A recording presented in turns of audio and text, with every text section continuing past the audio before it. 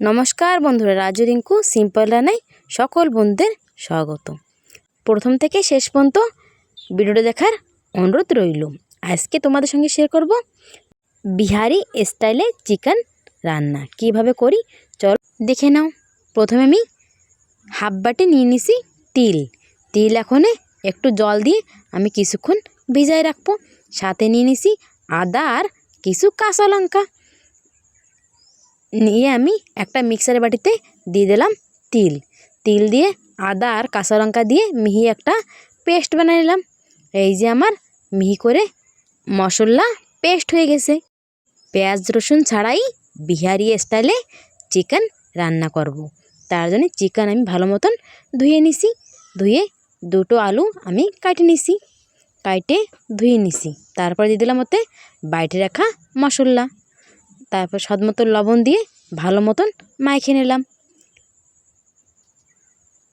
এই যে মশলা ভালো মতন মাখা হয়ে গেছে। এখন আমি কিছুক্ষণ প্রায় 20 মিনিট থেকে 30 মিনিট আমি ঢাকা দিয়ে রেস্টে রেখে দেব।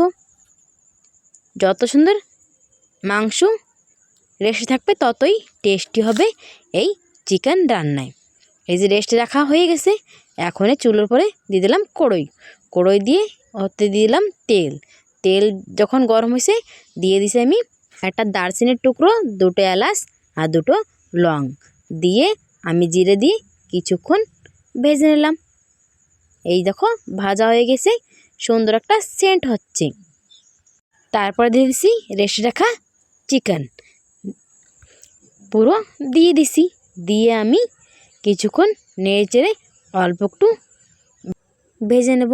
এই যে আমার অল্প একটু চিকেন ভাজা হয়ে গেছে। এখন আমি ঢাকা দিয়ে কিছুক্ষণ জাল করে নেব। এই দেখো ঢাকা দিয়ে কিছুক্ষণ জাল হয়ে গেছে, চিকেন থেকে জল ছাড়ছে। এখন আমি দেবো ওতে দুটো টমেটো আমি আগে থেকে ছোটো ছোটো করে কেটে নিয়েছিলাম। সেই টমেটো দিয়ে আমি আবারও প্রায় 5 থেকে 10 মিনিট ঢাকা দিয়ে জাল করে নেব। এই দেখো 5 থেকে 10 মিনিট জাল করে নিছি। টমেটো আমার ভালো মতন গলে গেছে। এখন দিয়ে দেবো হাফ চামচ হলদি পাউডার আর 1 চামচ শুকনো লঙ্কার পাউডার, সাথে দিয়ে দেবো হাফ চামচ জিরা পাউডার। আজকে পেঁয়াজ রসুন ছাড়াই চিকেন রান্না করছি। চিকেন আমার ভালো মতন ভাজা হয়ে গেছে। চিকেনের কালার দেখো কত সুন্দর, এতে দেখো তেলও ছাড়তিছে।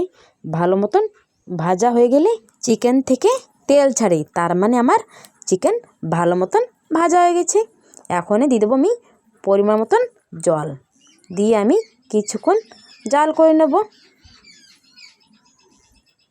বন্ধুরা, এইভাবে চিকেন রান্না করলে খুবই ভালো লাগে। রুটি, ভাত, পরাঠা সাথে অনেকই সুন্দর লাগে।